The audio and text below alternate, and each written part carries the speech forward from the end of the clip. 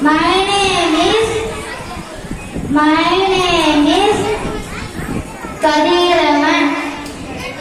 Studying third standard. Thirukkural சொல்ல போகிறேன். அகர முதல எழுத்தெல்லாம் ஆதி பகவான் முதற்றே உலகு கற்க கஷ்டர கற்பவை கற்பவை நிற்க அகற்றியதாக அன்பில்ல எல்லாம் தமக உரிய அன்புடையர் என்போ